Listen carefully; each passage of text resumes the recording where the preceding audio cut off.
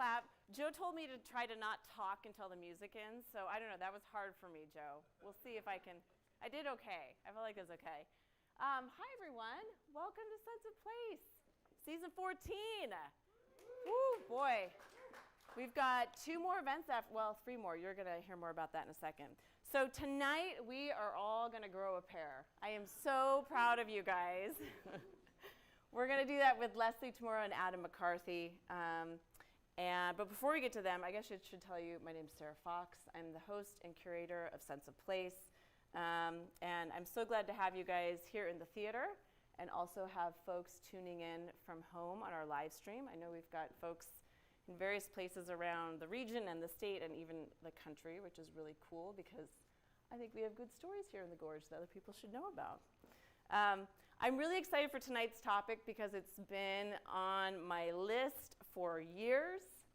My problem was I kept approaching growers literally in the heat of in their most busiest time to say, hey, will you come talk to us? And got crickets, but I have twisted Lesley and Adam's arm to get them here and talk to them at the right time. So before we get to them though, I want to get to some important news, which is Sense of Place alumni. For any of you guys who've been to a Sense of Place before or followed the program over the years, you know that the people who come and stand on the stage and the speakers are really the heart and soul of this whole program, and they are my favorite part, and they mean so much to me that every month we get to have incredible people who come and give us some of their time and share some of their expertise. And something has been happening over the course of a number of years now. So I just want to share what's going on. This here is Jocelyn Akins. You may know she's a wildlife biologist. Jocelyn came on Sense of Place, and then not long thereafter, she turns around and her fellow researchers document the first family of wolverines on Mount Rainier in more than a century. Okay, so she comes on Sense of Place. Okay. Gladys Rivera, some of you guys may know our city councilor, Gladys Rivera. Gladys comes on Sense of Place, and then she turns around and gets a very prestigious health award. She works in healthcare. Okay. Chuck Sams, you may know him as the director of national parks. I knew him before he did that because he helped us launch season 11 of Sense of Place. I mean, coincidence, you guys? I don't know. And maybe I would have thought it was a coincidence until just this month, Mr. Les Perkins, hometown boy, gets tapped by the governor and confirmed by the Senate to be one of only 3 commissioners on Oregon's Public Utility Commission, which, if it sounds, yeah, give him a round of applause. He's here. I can't believe you fooled him. That's great. If that sounds boring and dry and dull, I will tell you, you are all part of the public and you all use utilities, so pay attention to what's going on. And Les is one of those people who's going to be there for us, which we're really fortunate to have. So I don't know if it's a coincidence, but I will say that to me, what that tells me is that we have some of the best speakers around from a huge variety of different backgrounds and levels of expertise. And that means if you are maybe one of those people, or you know people like that, or there's a topic you're curious about, we have entered the part of the season where we open up our request for proposals for next season. People come to us in 2 ways. One, it's submitting a proposal through our RFP process. The other way is that we seek people out because not everyone knows about Sense of Place, and so we're trying to curate a season that touches on a number of different things with a number of different people. So the RFP is now open online. Go take a look, send it to interesting people. We're looking for people who have unique knowledge of the cultural or natural history of the Gorge. And you can go look at our archive to get an idea of what we've done in the past. Another bit of news, which I'm very excited about, and has to do with our alums. You saw Jocelyn before. Sense of Place is launching Sense of Place pop-ups. So these are fun events where we take the show on the road to other places in the Gorge so that we can, again, revisit with some of the stuff we've heard from before, but also have some new topics. They're going to be slightly different formats. And we have our very first one coming up March 21st at the Discovery Center with Dr. Akins. She would hate it if I say that, so that's why I'm saying it. If you don't already know Jocelyn, she's a wildlife biologist. She's the founder of the Cascades Carnivore Project. Her work's been in National Geographic, the Smithsonian Magazine, USA Today, OPB, the list goes on. Basically, we have an incredible wildlife researcher who lives here in the Gorge and knows what's going on with the carnivores in the high Cascades in a way that very few people do. And she's going to come give us some of her time. So that will be really fun. The last piece of news is some of you guys may have seen that I was recently honored by Oregon Humanities as one of 7 community storytelling fellows in the state of Oregon. And that, thank you guys.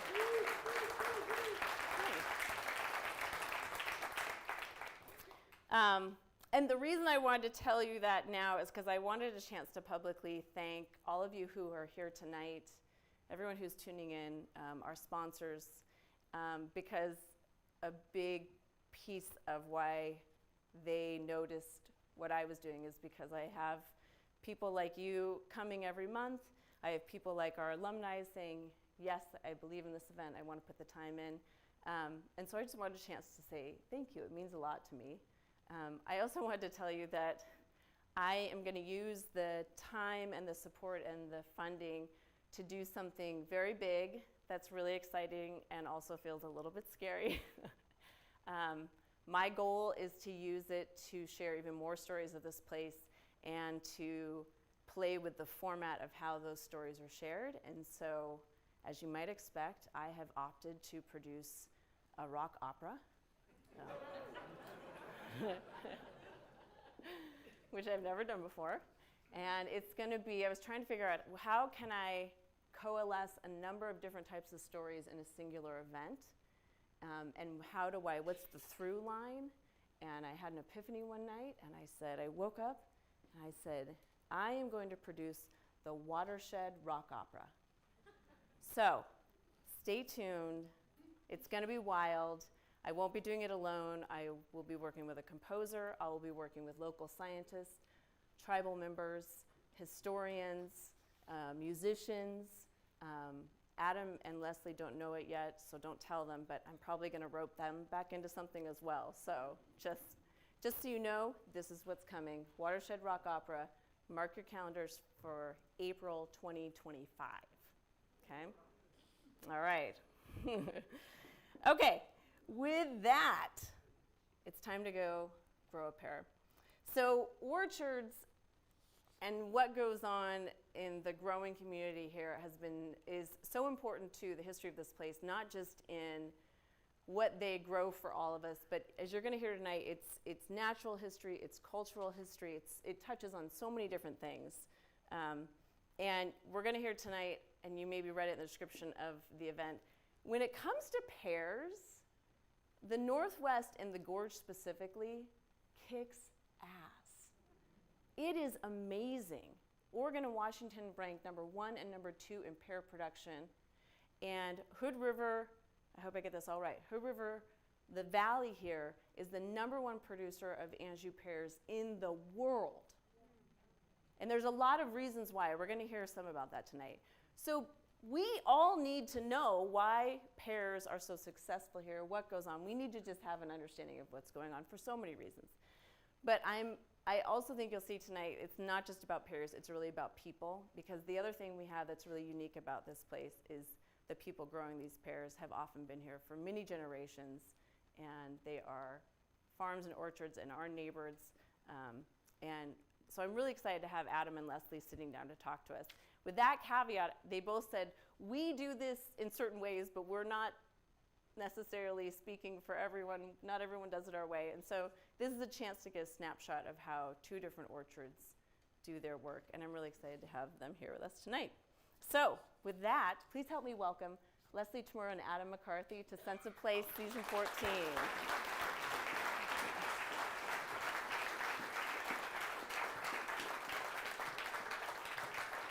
Okay. Need water. Do your thing. Adam didn't like that I gave Lesley a microphone too, but I said we just got to do it. So He'll get over it. I know. Hi.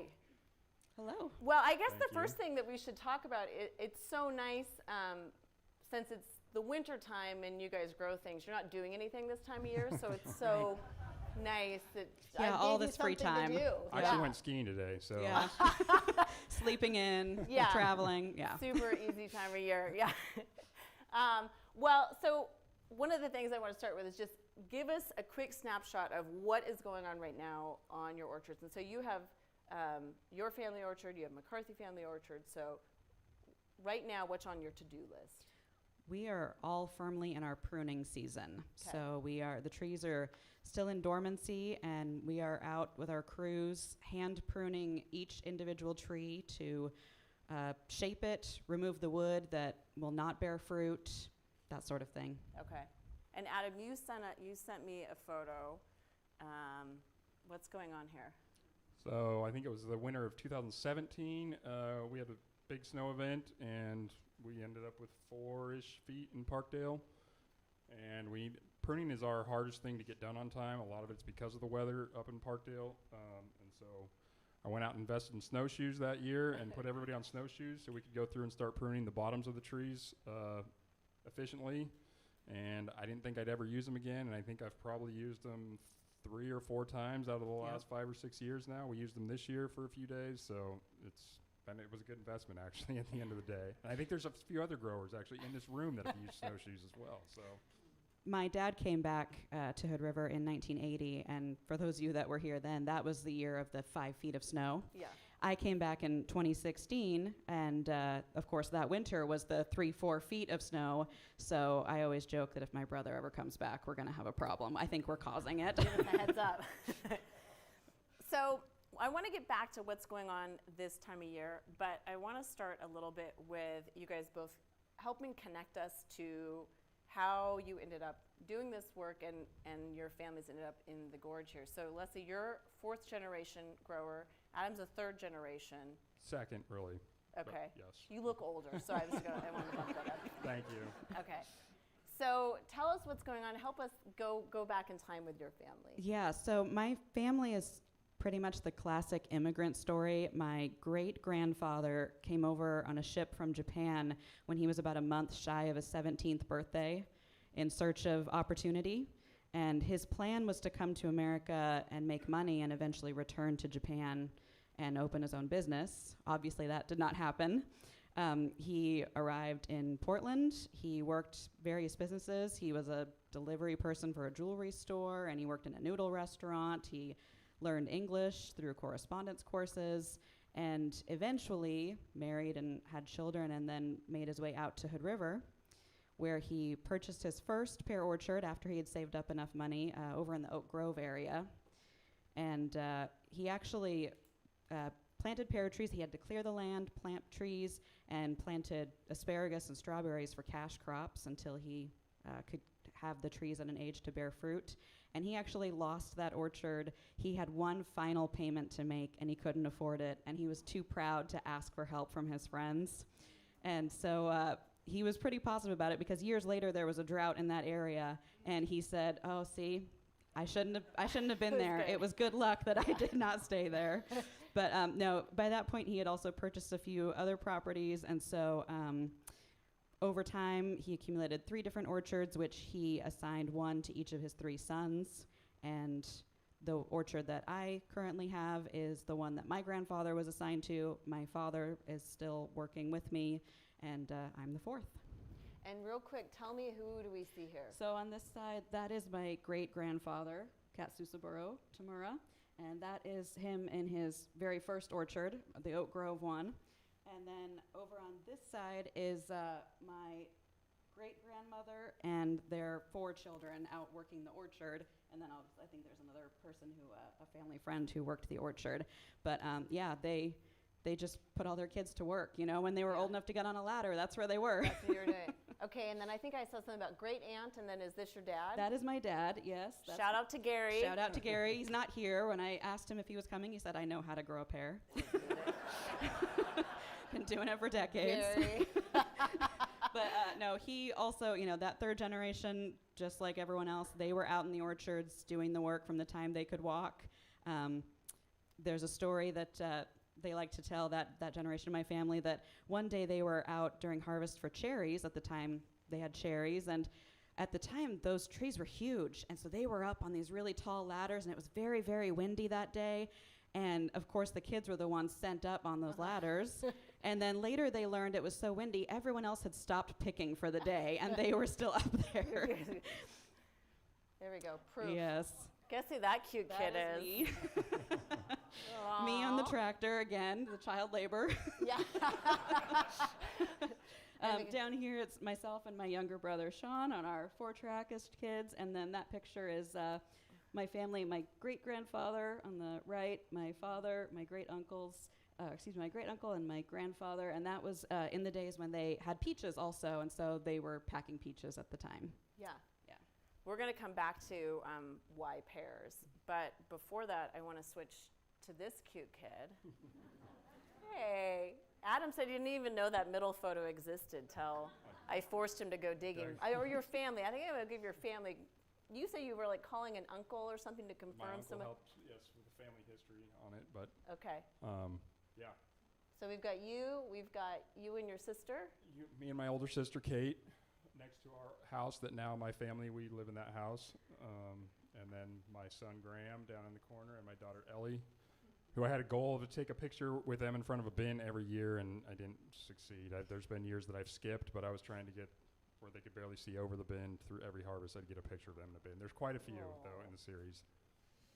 And I met Adam for the first time when our kids went to daycare together. I remember I'd see you come in. I knew, so I've known Ellie for a while now. I think. Yeah. So your family, take us back. This is a photo you shared of Parkdale back in the day. So correct. And you are right. I'm third generation, but we skipped one. So okay, I won't say. My dad's side, my great-grandfather on my dad's side of the family, Homer Rogers, came out from New York. He actually bought property out here in 1907, but came out on the train. It says New Year's Day, I think, in 1910. And that was up south of Parkdale on your way to Cooper Spur, now about 3 or 4 miles south of Parkdale. And he homesteaded 80 acres there and planted some orchard.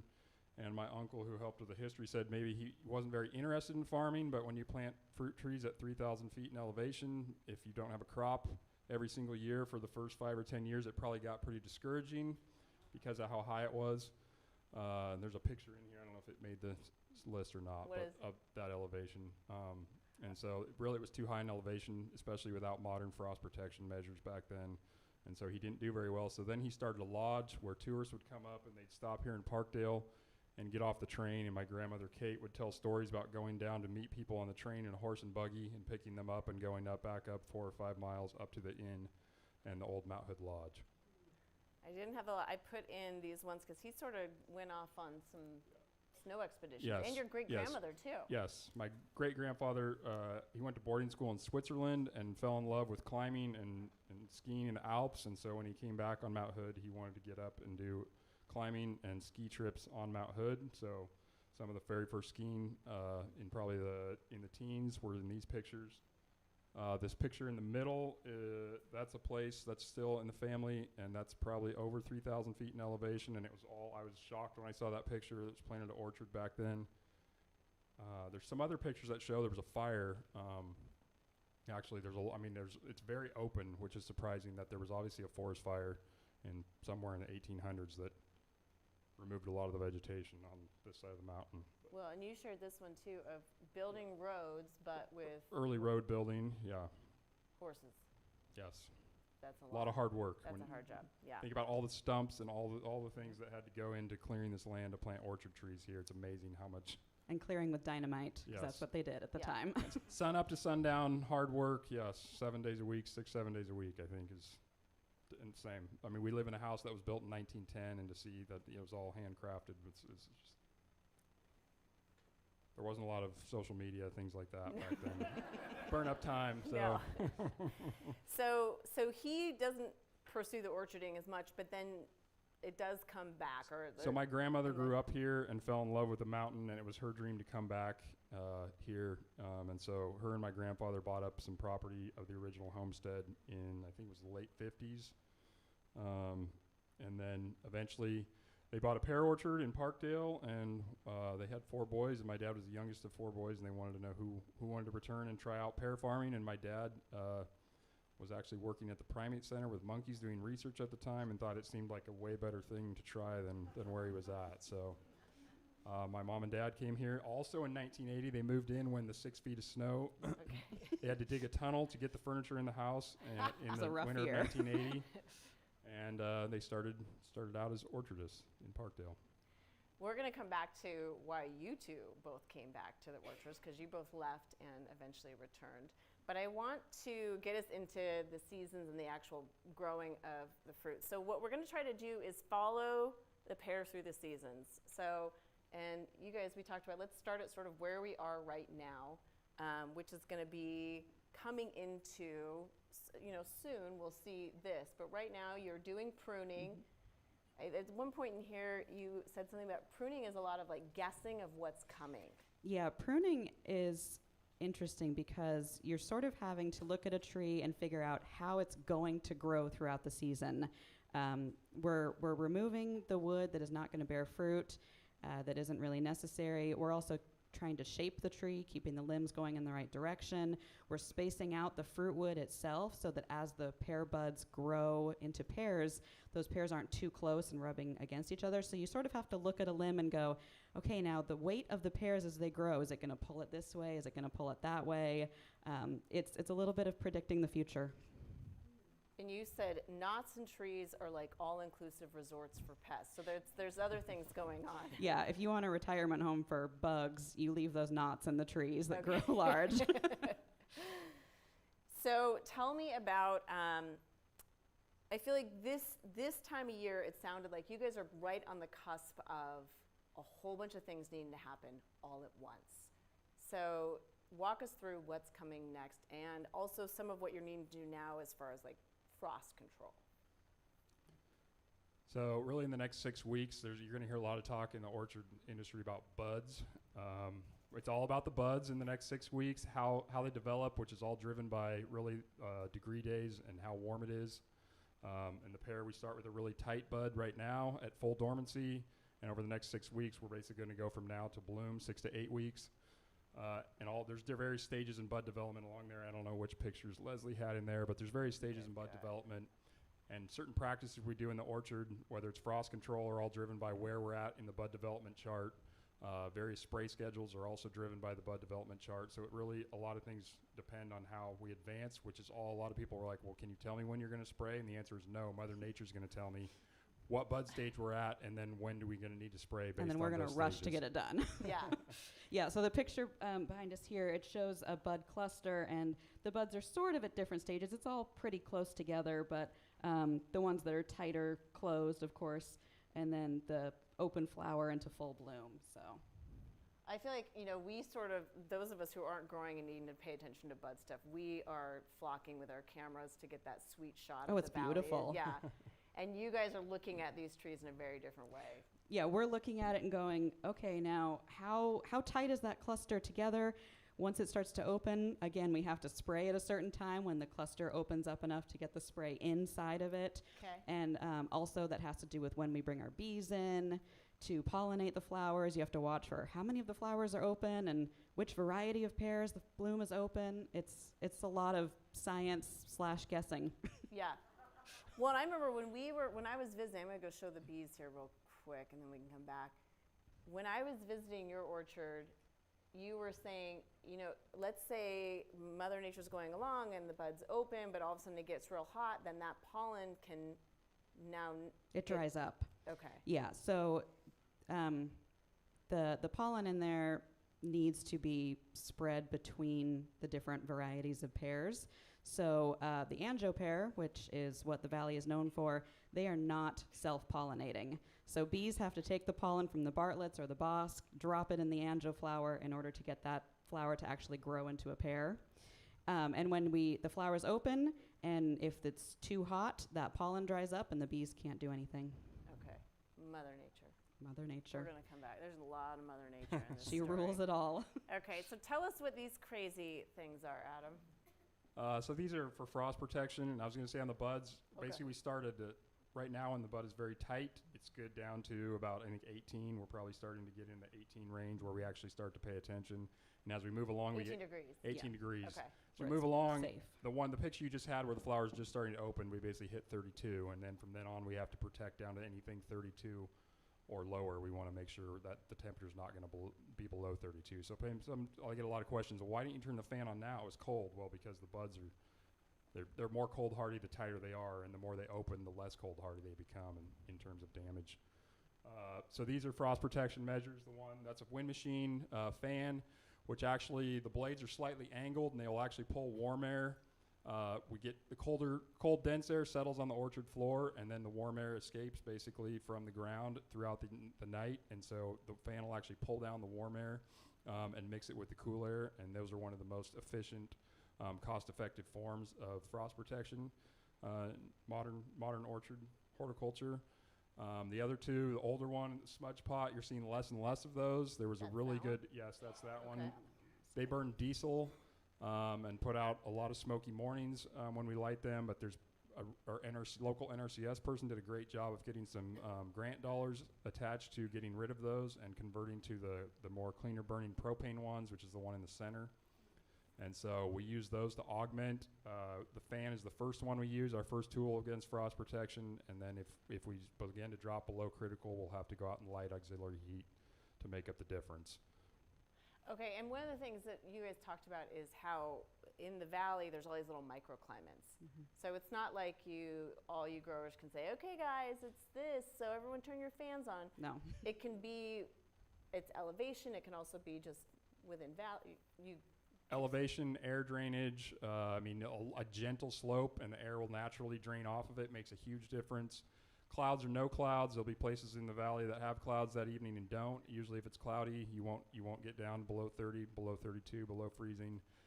Wind, if there's a slight wind breeze picks up, it mixes, it naturally stirs that air, the inversional air, with the cold and the warm air. So throughout the night, you're constantly monitoring clouds and wind to try to make sure you don't spend more money than you need to on these. All these measures are fairly expensive.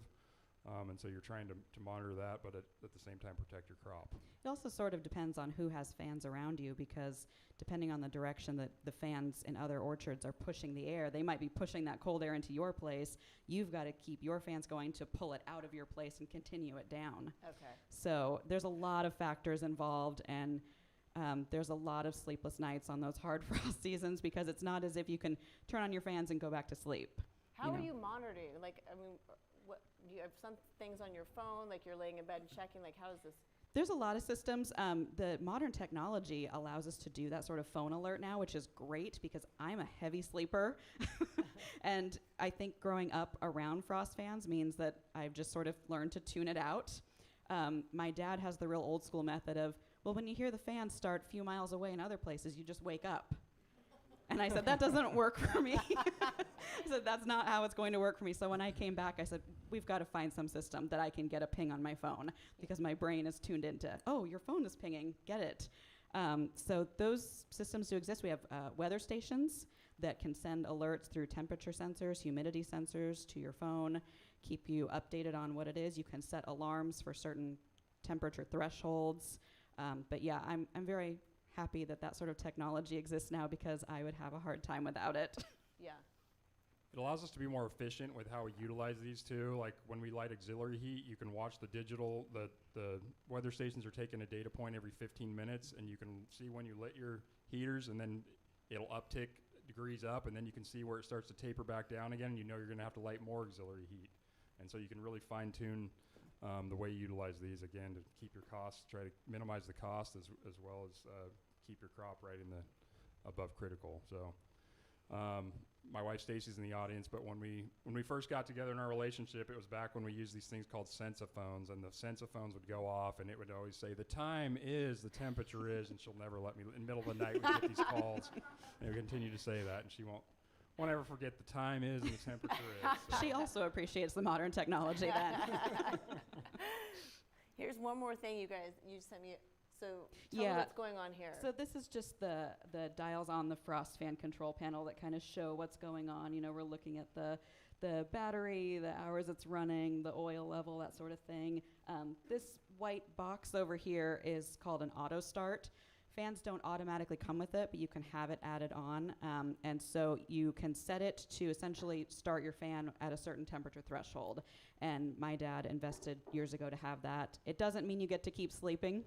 That would be really nice. But what it does mean is it's just kind of one extra step where if for some reason you can't make it out to manually start the fan in time, you can set it to go off when it hits that threshold. It will start up on its own. Yeah.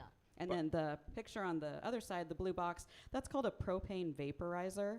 And it's used with those smaller propane heaters that look like spaceships. And all it does is it sits in between your propane tank and your heaters, and it's taking the liquid propane from the tank and sending it through the line as vapor into the heaters. Okay. So you have to have some kind of way to change it. You don't want to be the pear grower that forgets to turn your auto starts off, and in November, all of a sudden they kick on, and and they run all night. Or your batteries are dead because it's just drained. Yes. It's like rookie error. You're like, oh, Bob. It happens to the best of us. It does. It has happened to me. I forgot to turn off the auto starts and went back later and went, oh, my batteries are all dead. Awesome. Okay. I was wondering, even just driving around, having talked to you guys and knowing that this was pruning season, I was driving around the valley and I was like, okay, well, they've done their pruning, but they clearly haven't. And I was wondering, like, do you drive around and you're like, oh, God, darn it, Lesley's got her pruning going and I haven't done mine, now I need to go do it, or, oh, Adam's a little early. I don't think we do it that way, but I definitely look at how other people prune. Okay. Because, we all follow the same basic principles, but at the same time, everyone has their own style to it. Uh-huh. You can take 10 people and they can prune the same tree, and they could do it 10 different ways, and it could still be right. Yeah. So it's more about style. Some growers prefer to leave more of the fruit wood in the tree, thinking more fruit wood, more pears, more tonnage. What do you mean by fruit wood? I mean, I fruit wood is the slender wood that's growing that's actually going to grow buds. Okay. Versus the vegetative wood, which sometimes we call blind wood, which it's just, we call them suckers, but they're just in the tree. They don't do anything. They're not going to grow fruit. All they're doing is literally sucking the water and the nutrients away from the fruit wood as it's growing. And so there's the two different types of wood, and that's a big part of pruning, is keeping the fruit wood, taking out the suckers. Okay. Pears like to produce buds on wood that's at a 45-degree angle is ideal, or less, like between 30 and 45. So you're trying to find limbs that are in that range. Yeah. Usually if it's vertical, upright, what you refer to as suckers, they don't want to grow a lot of fruiting wood on that type of I'm going to go here. I'm going to jump material. Because one of the things that comes up that you guys need to do is, and this is later on, but this is training the tree. And so that's would go back to some of this. Get things that are right.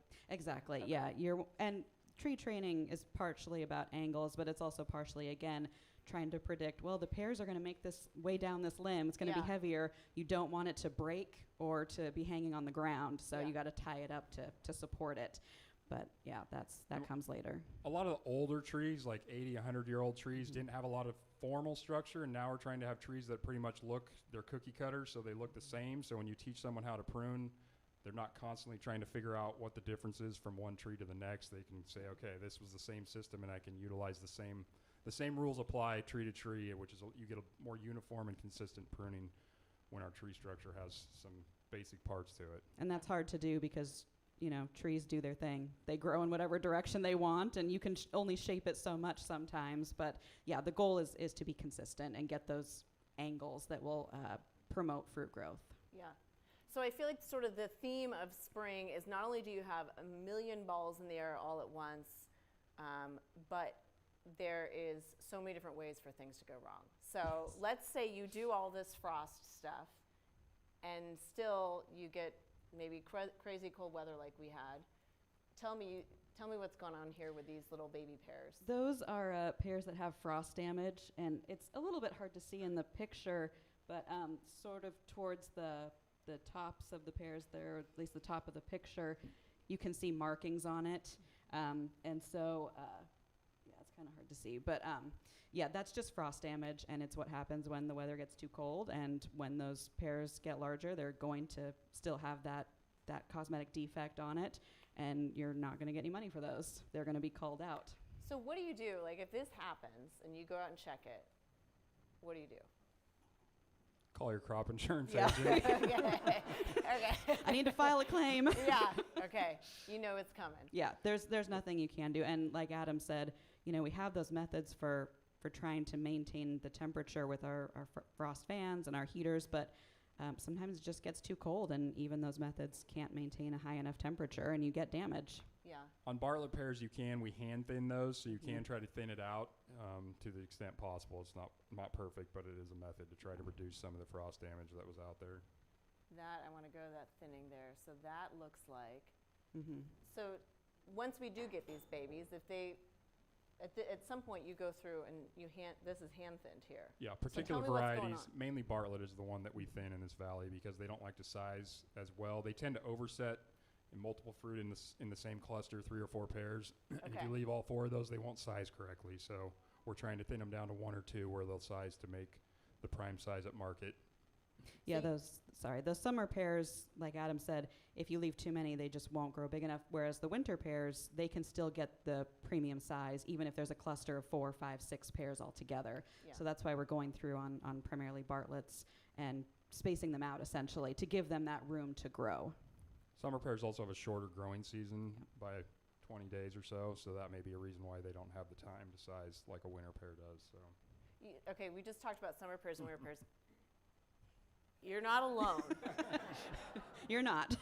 If this is the first time you have heard that there are summer pears and winter pears, it's okay, because a lot of us are in that boat. So tell us about these two things. I'm going to here. let Adam handle that. Go He for explains it. it very well. So mainly summer pears will usually ripen on their own on the tree, and a winter pear needs time to be chilled before it'll properly ripen. I think is the main difference between those two. Generally, summer pears will come off also earlier in the season versus winter pears are harvested in the fall usually. So summer pears we can eat in the summer. Winter pears maybe get picked in the late summer, early fall. September, but we're not October, and they won't really be able to ripen and eat well until probably November. Yes. So what do we have out here, out in the lobby? We've got a little bit of everything, actually. Okay. So we do have some green Bartletts out there, which is the primary summer pear that we grow here. Okay. There you go. The rest of them are the winter pears. We have red and green Anjous. We have Bosc, and we have Gems. Okay. Is it Anjou or Anjou? I always got real French. I was Anjou. If you're going to be French about it, you can go Anjou. Okay. But Oui. if you talk to any growers in the area, they're going to say Anjou. Okay, Anjou. Okay, got it, guys? You want to sound like a local. We know what you're talking about when you say it the other way. We'll just think you're super pretentious. Okay. This is like grits and polenta. Okay. What's your favorite pair of those ones there, Adam? I like Bosc. They're a little bit crunchy. I like them too. That we were just talking about this out in the Okay. lobby earlier. That's also mine. I will literally eat a Bosc pear during harvest when it's just green and hard, and Yeah. that's how I like those. The other pears I prefer when they're more ripe and a little bit softer and juicy, but a Bosc I could eat when it's hard and crunchy. I'm with you on that. And that's kind of the beauty of pears is that, yes, there's a proper way to ripen them, but you can enjoy them however you like them, whatever Yeah. your preference is. Yeah. So continuing down this, there's a lot to do and there's a lot that can go wrong. You guys shared photos like this time of year we're planting trees. That's typically about April. Maybe later in the spring. This grafting, are you grafting pears? Yeah, we've grafted some pears. That Okay. happens in the spring as well. Spring is Okay. by far the hardest time, in my opinion. Yeah. I mean, the weather pretty much dictates every single day, whether you're up all night for frost, you're going to spray the next morning. It's the So we're ultimate making the sprays a multitask. little bit, and then, I mean, the flower's advancing, and so the bees have to go in. The timing on those things is usually down to hours between when you have to put a spray on before the flower opens, and then how long it's going to take for the flower open is usually 48 hours or less after that last spray, and then your bees have to go in about 48 hours after that. So we're really talking hours on some of these in the spring, and it's a juggling act for sure. So Because these are not bees that you have in your back pocket. No. You're calling. No. yes. Yeah, we're having to call beekeepers, commercial beekeepers, and saying, okay, we need this number of hives brought in, and we have to distribute them throughout the orchard, and a lot of times that's, comes back to watching the bloom progress too. It's, no, the flowers aren't quite open enough. We're going to wait. And then the next day, nope, you got to bring them in. I need them now. So when we get some of these heat events, I mean, yeah, things can really move either really slow. 2022, we had snow, and it's like you put the bees in, and the flower just sat there for 10 days because the snow was on the ground. And then last year we had this heat spell, and it just we put a lot of bees in over 2 or 3 days' time because of how fast things moved. Okay. And sometimes the bees, I mean, if the weather's not right, that's yet another natural element. That bees have their own weather preference. If it's wet, if it's too windy, if the temperature is not within a certain range, they just don't want to leave the hive. Okay. They just say, no, we're gonna hunker down here, and we're gonna wait until we like the conditions out there. And meanwhile, you're like, well, I'm paying for these beehives to be out there. Well, and one of the things that we should point out is you are basically taking a bet. Like the money that you're spending is from the prior season. And as you're spending it, you have no idea. All of this money that goes into the grafting and the keeping the frost off and the pruning the trees and the planting the new trees and the bees and the watching the buds, one thing could go wrong and you don't make the money. Like, help explain that, how that works. So because the pears have to be stored for a certain amount of time, and then they're sold periodically throughout however many months, we don't ever know how much we're going to earn from a crop. So for example, our 2023 crop, a lot of it is still in storage. It'll be sold through the next few months, and we will get distributions from our packing house maybe every other month. We would never know how much money we're going to get at that time until it shows up on our account. And we won't know how much money we actually made for the entire 2023 crop until probably September or October of this year, after the 2024 crop is harvested and gone already. I have some Gala apples that we grew in 2022 that I have not received payment on. So the pool Who should we talk to, Adam? the I'm pool sure he's already yet. tried. Les, can you go talk to someone? I started investing in that crop in basically January, February of 2022, and here we are, 2024, 2 years down the road, and I haven't seen what my payment was on those apples. So that's. So now there's Mother Nature in the mix, and now there's also global markets. Basically. And like somewhere in here, you guys had shared like the fluctuation.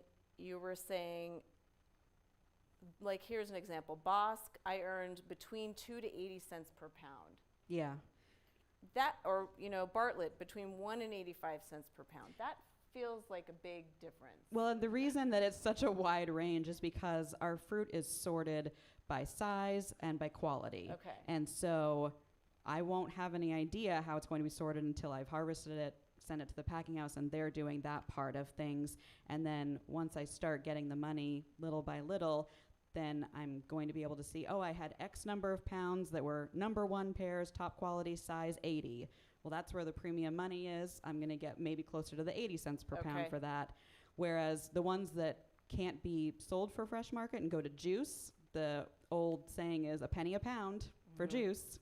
So, and again, you don't know what's going to happen until your fruit has been sorted and graded and it's in the packing house. So that's where those wide ranges come from. Okay. And then you have, within the industry, you have year-to-year variations in volume, which can be huge as well. So I think our Bosc volume this year was more than double what it was last year. And so that's why we're giving away Bosc tonight, is because we can't we got to get rid of them somehow. They're everyone. Beautiful pears, and they're my favorite. Yeah. But our Bosc crop was It was huge. God, no what one a double-edged sword. and no one expected it. We all thought we were going to have a light crop on everything because of the warm weather during bloom. And then the Bosc crop was just huge for everybody. But the flip side of that is it was a huge crop, but it was also smaller size. The pears themselves. The pears themselves were smaller size, and so that's hard to sell. Okay. I mean, really, we grow pears in this valley for U.S. retail is our main customer. Costco, Walmart, Kroger, the three big players, and they want size 80s, 90s, 80s, which is how Number many fit in a ones. 40-pound box, basically. So.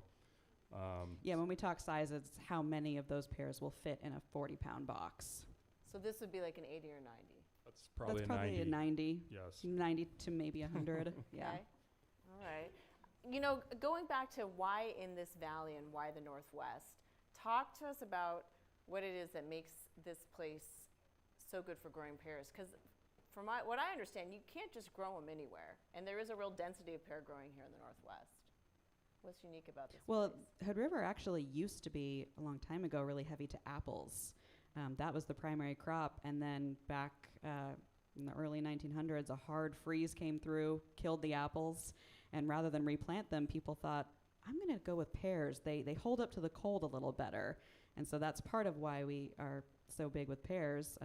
But yeah, Adam, you can talk about why this area. I mean, really, pears, they like rich volcanic soils, which we have here. And pears don't like it too wet. So if you go to Willamette Valley and look at the amount of rainfall they typically get there, you get a lot of fungal and problems, some of the marking that you see on the pears. So they like a dry, more arid summer. But they do also like cold temperatures. We have to have chill hours in order for them to do their thing. So in the winter, they do like cold winters. So interestingly, you see in these mountainous valleys on the Cascades, Wenatchee is our counterpart that grows a lot of pears in Washington. And the Rogue Valley at one time was also a fairly large pear region as well. And they all have some things in common in terms of amount of rainfall, chill hours in the winters, and then temperatures, drier, arid, low moisture summers. But yeah, in terms of the winter pears especially, I mean, they can't be grown very many places. So it's here, Wenatchee, I think up in BC and in South America a little bit is pretty much it. Going back to when you have a big, like a really good yield, like it's sort of this double-edged sword of you guys all did your job, Mother Nature got on board, hooray, we grew all these pears, and then the reward is prices are going to drop. Yeah, the market is flooded. Yes. You got to have a place to sell those pears. Okay. You want to be the one person that has a big crop when nobody else does. Okay. That's your sweet That spot. rarely happens. Yeah.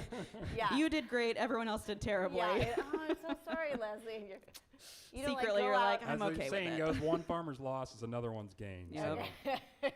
You're not like out shaking like Leslie's trees and like trying to get those buds to drop off a little more. No. No, we can team up and do that to other people, though. We're going to That's Washington. not a terrible idea. Okay. Well, and one of the things that I didn't know until we sat down and talked a number of months ago is apples. I feel like every year it's like there's this new cool kind. There's my There's like kids coming 2 or home 3 saying, new yeah, I ones. want Cosmic Crisp, and then it's Ruby Red and blah blah. Pears, that's not the case. No. One thing that You're makes our exclusive. industry different from the apple industry is our varieties have been very consistent for 100 years now. Very little change in the varietal mix. There's some work being done to try to develop new varieties, especially in other countries. In Europe, they're looking at different varieties that they have available, but their growing conditions are so different that there's no guarantee that those same varieties can be grown here. In fact, they probably can't in the research that's been done. And so the new varieties for pears are very, very slow going. The gem pear, which we have a box out in the lobby, that is the newest one, and it's just starting to get off the ground now, where growers have had it for few years and they're starting to find a market for it, but it's a slow process. Pears are a much smaller industry than the apple industry. We're probably only 10 or 15% in terms of U.S. production of what the apple industry is in terms of pounds or tonnage. And so you have a lot of research dollars, way more research dollars in the apple that are constantly driving. It's just a bigger market and a bigger game. So you have a lot more investment in new varieties and rootstocks and things like that. So it's not necessarily that pears don't have the potential to be. No, they don't have very much potential to change. Yeah, the actual so it's not just that the money's not there It's to do the work. possible, it's not probable. Okay, because they couldn't make the money in the end, or because the actual trees. Because of the growing conditions required. Okay. Yeah, Okay. it's Got that it. like I said, there's quite a few different varieties, newer ones in Europe, but to bring those over to this area, it would not work. It's just such different growing conditions. Uh-huh. And one of the things that surprised me, I was reading what you guys said here. So there's some varieties that exist today that were not created by researchers, but were just occurred naturally, like the red Anjou, Mm-hmm. which was, what's the story behind the red Anjou? Well, as far as I understand, and she's here so she can correct me, but Okay. the red Anjou was discovered up on your orchards in Parkdale. I don't recall Do we when. have confirmation on that? D? Oh, it's D. Okay. Okay. Weird things always happen in D. Yeah. It's a culture unto itself. And then, a variety of Bosc, the Bronze Beauty, was discovered over on Wimmer's Orchard over on the west side. Not in D. Not in D. Okay. Okay. As far as I know. All right. Bronze Beauty, Bosc, and the Red Anjou. But yeah, they just occurred and were discovered and we have some brought reds to research. out here. We do have some reds out there, yeah. So truly homegrown. Okay, well, going back, so we're still in spring. Boy, there's a lot going on in spring. I was going to comment on the finance that I thought was funny when we sat down. Yeah. I mean, Lesley's basically said her dad told her at the end of the year, if you have enough money to do it all again next year, that you call it a win, and that's really... Yeah, if you break even, My dad that's when said you the pop same the thing, champagne. So I think that's, if you get to do it again, start the next season, then you're successful as a pear grower. My grandfather told my dad when he was considering coming back, if you want to be rich or if you want to really make money at all, do not come back. Yeah. You know, just understand this is a lifestyle. You will not make money, but if you enjoy it, it's very rewarding. And I would suggest that message get sent to anybody who is considering getting into agriculture. If you want to be rich or even just be profitable, this is not the job for you. Yeah. Well, let's then talk for a second, because both of you guys left. You saw that there were other options out there, but you both came back. So tell me, what was going on in your life? Like, what was that moment when you're like, yep, I'm going to go back and do this thing that I... Well, for me, I never intended to come back to the orchard. Growing up, I wanted to be a teacher. That was my dream, and that was what I put all my effort towards. And so that's what I studied in college, and that's what I did. I taught for about 10 years.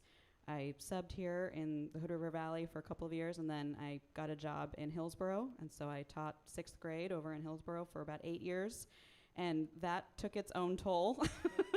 If anyone knows any 6th graders, you know what I mean. But no, it just got to a point where I thought, I think I need to try something different. And even though I never intended to come back, it had always sort of been in the back of my mind that this place was here, and my brother never had any interest in coming back, and so I knew if I didn't, then that would be it. That would be the end for our family, and my father would eventually lease or sell, and I hated the thought of that. So when I decided to pivot away from teaching, I thought, I'm going to go back and I'm going to give it a try and just see what happens. Will you tell us quickly about when you showed up, Dad Gary? There's a few parts of the job he was ready to hand over. Yeah, so when my dad came back, my grandfather had been having some health issues and he hadn't really kept up on things. And so he essentially told my dad, look, I don't really know what everyone's doing now, what the modern practices are. You're going to have to go learn for yourself. And my dad was really on his own. When I came back, he didn't want that for me. And so he said, I want to work with you. I want you to shadow me. I'm going to teach you everything that I know. I'm going to teach you all the mistakes I made so you don't have to repeat them and learn your lessons the hard way. But when it comes to all of the paperwork, he practically threw that at me the day I got home. It was like payroll, tax stuff, anything that required records and paperwork. That's not his jam. And so I arrived home and my car was full of my stuff, and I walked in and he goes, okay, here, I got this for you. It's yours now. And I said, I need to unpack. I still have to get stuff out of my car. And so that part he handed over right away, and he has never looked back. I like to joke with him that if we had any money to embezzle, I could have done it so easily because there's no oversight. But the orchard part, he's been really great about, you're going to come with me. I'm going to show you this. I'm going to show you that. We're going to work together. And even now, I've been back about 7 years, and I still work with him constantly because there's so much to learn. Yeah. There's so much. And I know that I'm really going to continue to need him to teach me those things. So he's not interested in retiring yet, which I'm very grateful for. Yeah. And he was there. Like when Lesley was very kind to have us out when she was harvesting, he was there. Mm-hmm. He had things. Oh, yeah. No, he's out working. Yeah. He shows. Now, hold on. Now, tell us about your books. Books. Okay.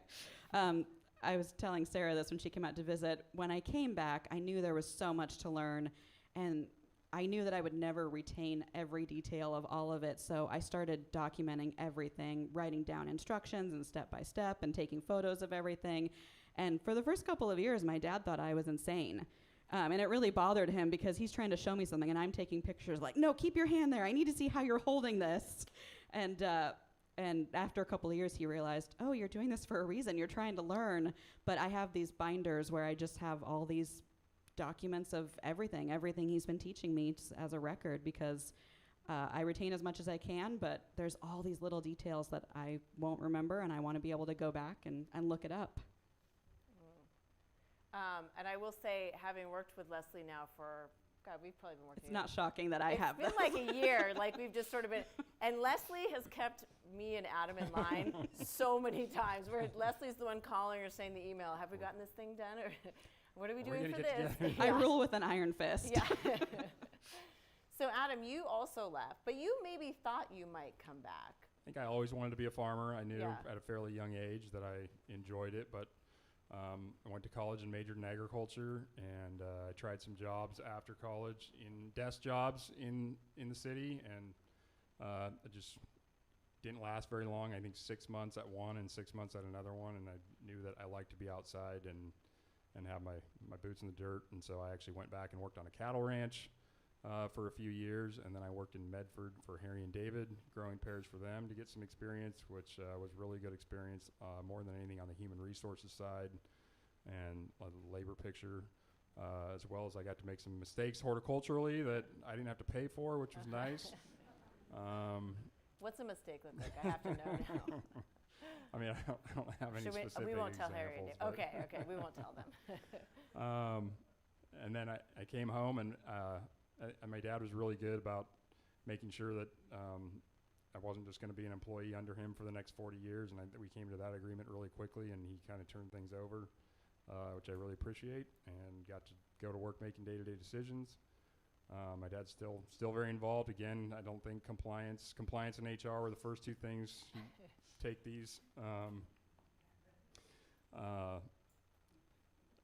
mean, the decision to come back.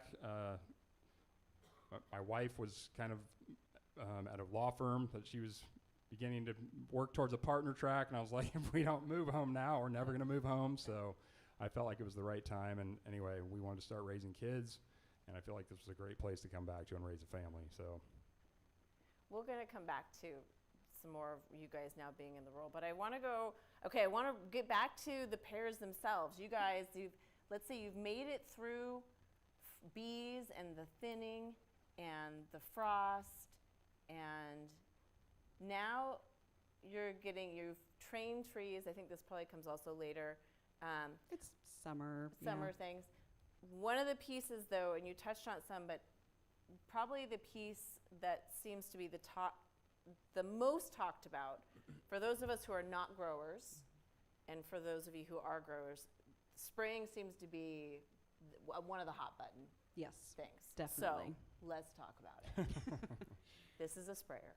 That is a tractor pulling a sprayer. In an orchard. In an orchard. So talk to us about some of the misconceptions that people have, and set us straight. where are we going to start? Yeah, I know, that's a big one. Yeah, that is we a big have one. time, yeah. Well, we can just kind of start with the basics.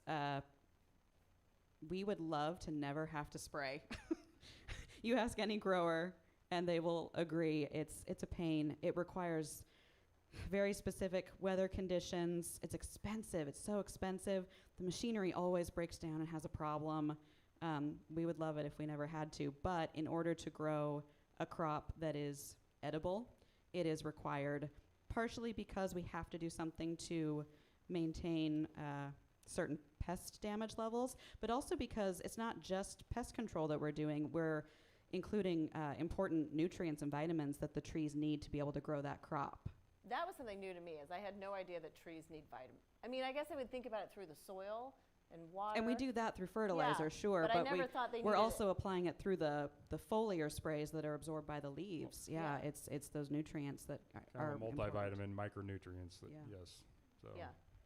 Okay, and so let's talk about, calcium and boron are really those. Calcium Mhm. especially. Is Calcium's a one of the big huge one. ones those are tree vitamins. That, yes. Yeah. Okay. So a couple of like a myth here. You said organic, one of the myths, this is a myth. Organic equals no pesticides. Yeah, a lot of people have that misconception that if you're buying organic produce of any kind that it hasn't been sprayed, and that is completely untrue. What it means is that it has been treated in the same ways using the same kind of equipment, but it's only used organic products, spray products. And so that's the difference. It has absolutely been treated for the vitamins, the nutrients, the pest control, because you have to do pest control with organic as well. But it's just that you've used only organic products that have been certified. And actually, conventional growers who are not certified organic, we are also using a lot of organic products. It just depends. For us, obviously, we have the option to use organic or conventional. Organic growers are only using organic products. Okay. And the difference is really very crop specific. Pears are something we're going to get into IPM, but integrated pest management. But as Lesley said, we use a lot of the same materials, and there's very, very little difference sometimes in the program between an organic spray program and a conventional spray program in pears. It's usually 1 or 2 sprays at a couple critical timings is the only difference in the program throughout the season. And there's been a lot of progress in that too, in research and development, because decades and decades ago, when it was things like DDT, which we all know now is not great, the progress that's been made in terms of even the conventional stuff we use, it's a much softer program, which we call it, meaning it's much closer to the organic products, even though it is conventional. It's very specific at what pest it targets versus, like she said, a broad spectrum that's going to target a lot of different insects. But in pears, one of our primary pests is Persilla, which is kind of an aphid-like insect that produces this sticky honeydew substance that then runs down off the leaves onto the fruit, which then can cause streaking or staining as dust, or sometimes if we have a wildfire, the soot sticks to it, and then it doesn't come off at the packing house, and again, that fruit becomes no longer viable to sell at market. And there's a lot of products that are really safe. We use basically mineral oil in the spring at dormancy, and they don't like to lay their eggs on an oily surface. We use that one's registered organic. We also use kaolin clay, which is a white material that's mined in the southeast, and that one's also organically registered, and they don't like it's kind of like a diatomaceous earth type effect. They don't like to crawl around in it. I don't think they like white surfaces either, so. So you see a lot of stuff in the spring that's actually very, very safe materials. When you see the orchards that look like they've turned white completely, it's pretty much kaolin clay that has been sprayed. Scare me. I would see that. I'd be like, you drive by it and you think, what did you put on those trees? Yeah. But it's a clay product, and it is organic. And actually, it's a really common product. It's found in hair products. It's in makeup. It's in soaps. It's in a lot of things. Yeah. Okay, then let's talk about. You see this, you're driving by, you see a person in full protective gear, and they got like the a mask space on. suit. I mean, if that is not something to confirm your greatest fears of what is going on, I mean, that... No, it looks very scary when you drive by and you see someone with, the whole body covering and the helmet and everything. What's going on? So, it's... What are you making these poor... No. How are we exploiting these people? Tell me what's going on. No, it's personal protective equipment, PPE, and every single product that we use has a certain requirement for what sort of PPE we have to wear to apply these products. Most of the time, the PPE required is like pants, long pants, shirt, shoes, long sleeve shirt. That's it. The reason that so many people use the rain jackets, the rain pants, the helmets is more for convenience. I mean, of course, we want to protect people, but it's really more for convenience, so your clothes aren't getting soaked because the water mist is getting on you, things like that. But really, for almost every spray product we use, the only requirement from the Environmental Protection Agency is long pants, shoes, long sleeve shirt. I want to just real quick, just so we can, because a lot of us aren't in here all the time. We don't get to see what this looks like. So here's someone filling up a tank. That's my foreman. That's Mario. Okay. Hi, Mario. Mario's getting what's needed in the tank. And then for those of you who hadn't seen one of these closely, I think a lot of us have probably seen them like creeping through an orchard with the mist coming out.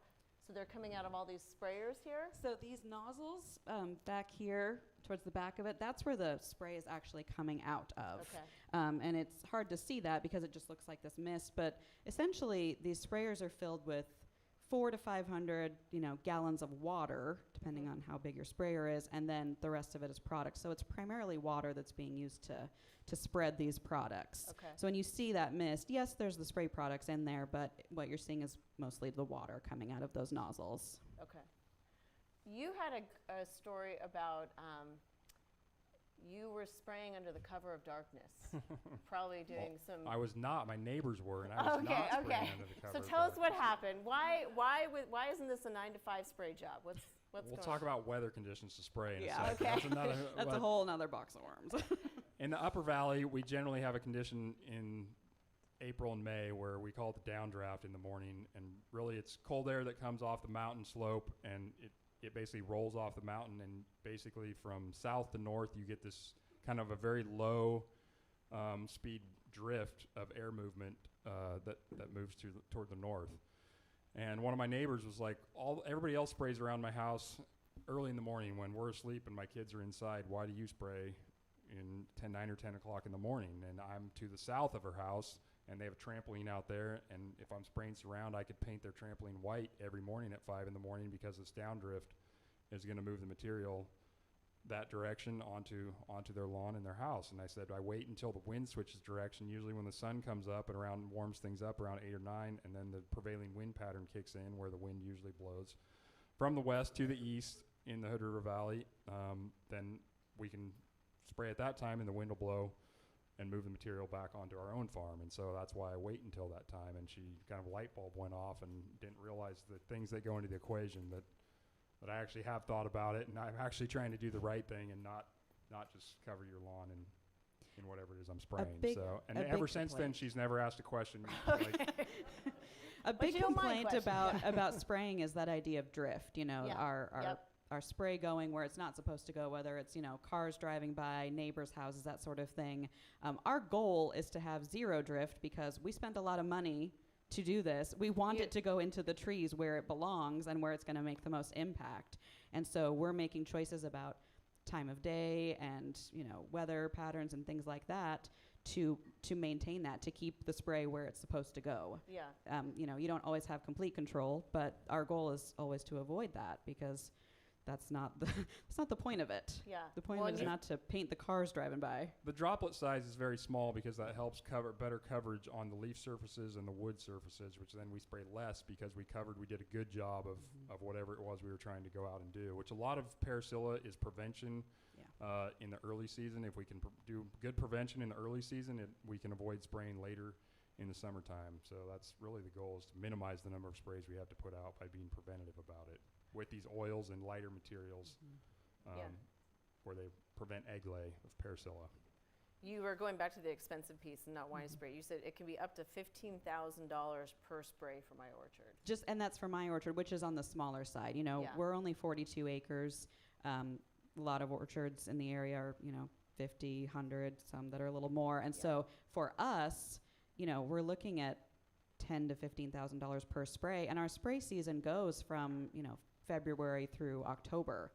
So that's a lot of money that we're investing in this part of the growing season. And we certainly don't want to waste it by spraying it elsewhere. Yeah. Okay, so you've gone through, you've sprayed, you're thinning, you're doing all these things. The bees are so happy, and you've done it, and you get the pears, and back to Mother Nature. So what had happened here, Adam? That was a hailstorm during harvest in 2019, as we saw yesterday at the Hort meetings and the research. So I think it was 2019 harvest. Pretty major hail event, bullet-sized hail damage on pears at harvest, which is generally the worst time. Early season hail, a lot of times they'll grow out of it unless it's really severe, but at harvest like that, there's no way those are going to end up in the coal stream and not get any value for that fruit. So yeah, hail can wipe out an entire crop in we saw a minutes. couple of back-to-back years in the valley of some pretty disastrous hail events at around harvest time for a couple of years in a row there. So you call your crop insurance or whatever you do. I'm also just curious, like your mental state at this point. Terrible. Okay. Not great. Okay.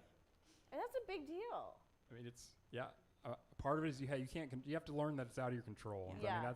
And the same, I guess, my dad and back to did you have enough money to start the next year over again? And the more years you get under your belt, the more you've learned to calm down about things like that, and that are you going to be able to do it again the next year? And I think but for sure, there's frost days or hail events like that I mean, you just watch it hail, but what are you going to do? Yeah. You can stand there and watch, but you can't stop it. So you just kind of have to go, well, we'll deal with what comes next. Yeah.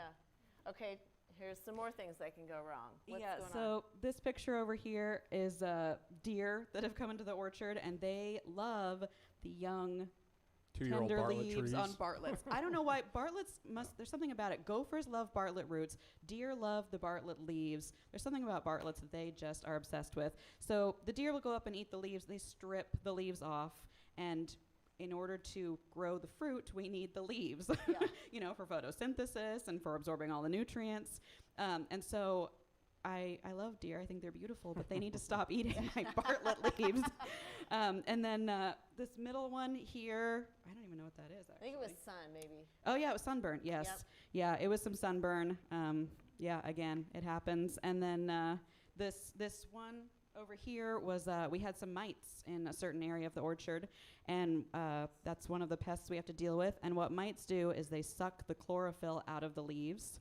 And so the leaves turn brown to the point of kind of looking black sometimes. And so growers will say, oh, that tree is firing mites because it looks like the tree has been burned based on the lack of the chlorophyll in the leaves to keep them green. What's going on here? That is our enemy, Parasilla. Oh, boy. Yeah, our nemesis. Okay. Like Adam said, they lay their eggs, and they lay the eggs in this little drop of dew, the sticky dew, and the egg hatches and it grows and becomes an adult, which is like an aphid, but that dew stays on there and drips onto the pears. And so let's see, this one is some of the dew. You can see those spots, and if you look hard you can see the scilla inside the dew, and then that's just a close-up. Same thing. It's just, that's what happens. And so I'm just going to do a couple quick ones here. Again. Yeah. And we'll get to why it matters. These probably might taste okay, but if they don't look okay, that's no money. Well, and sometimes they don't even taste okay. Yeah. So one of those pictures is the effects of the brown marmorated stink bug, which is a relatively new pest we're dealing with. And what they do is they've got these sort of suckers coming out of their mouth, and they stick them into the pear and sort of suck the flesh out. And what's left behind is this really dry part that looks almost rotted. And so, that's not a pleasant eating experience to bite into that. Russet is the one in the middle, is russet, and that just comes from cold, wet weather. It's just during bloom and right after bloom. Yeah, it's just a cosmetic defect, but it will downgrade your fruit really fast. And then that's squirrel damage. Again, I love animals. I think they're great, but man, they do a number. We've got an area of the orchard where the squirrels, they just kind of live there and pass underground in that area, and so we've got the trees that are right there. And they never go for the same pear. If they just went back to the same few, I could live with it. But work with me. Yeah. Elk have learned that you'll go into a block and they'll eat everything they can, whole pears right before harvest, and they'll eat everything they can. They've learned that it's a pretty easy food source to go in and just eat the pears off the tree. So the elk pressure and the deer pressure have definitely increased in the last 20 years in the valley. And actually, one thing that I wasn't aware of that I learned somewhat recently is that when we have bees in the orchard, that's when the bears come out, certain areas of Parkdale too. Yes, they'll go after the honey. Yeah, they go after the honey. And so it's gotten to the point where there's some beekeepers who say, I don't want to put my bees in Parkdale orchards. Okay, so here's where there's another bit of news to me, which I showed up at your orchard, and it was harvest time. And then I learned that you don't, for the most part, you pick pears before they're ripe. Yes. And I had not put together until I got to the orchard, well, then how do you know when to pick them if you're not picking them when they're ripe? And so this is where I'm going to need some help from maybe 3 different people from the audience, because what I learned and what we're going to do here right now is the pear pressure test. Yes. So if you are up for, if you're up for helping do a pear pressure test, please raise your hand, or don't make eye contact because I will pick you if I see you make eye contact. You guys are both my daughters and I can't pick you both, so I'm picking neither of you. Can't pick my kids either. Ellie, I want to have you come down. There you go. I need a grown-up too. Who's a brave grown-up? You're calling her out, which makes me think I should pick you instead since she pointed to her. But, okay, what's her name? Oh, Sandy. Perfect. Come on down, Sandy. Okay. Oh, that's perfect. Come on, Sandy. And Ellie, you come down. Good. Okay, one more person. Who wants to know how to do a pear pressure test? It's easy, I promise. Abigail, come on down. Okay, good. Here we go. Okay, this is what you get if I know who you are. You guys, this is our city manager here in Hood River, so thank her. Don't write her letters. Okay, so Sandy, Ellie may be kind of a professional. You're sort of an insider on this, right? Because have you done this before? Oh, you haven't? Oh, this is exciting. Okay, That's so a lot of Ellie pressure. McCarthy and Sandy. Okay, so walk them through what we're going to do here. Okay, so Adam, you get them going, and Lesley, you describe it. yeah, so Adam's going to kind of guide Ellie through. So this is, there's a couple of versions. There's the tabletop version, and there's a handheld version. What you're doing is you're going to peel a little piece of skin off. I'm told that you want to aim for a size between a dime and a penny. You're going to put it underneath this rod. Use that. And then you actually are going to, it's under there. Yeah, got it.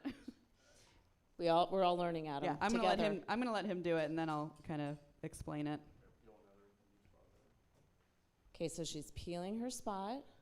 You signed the liability form, right, Ellie? Okay.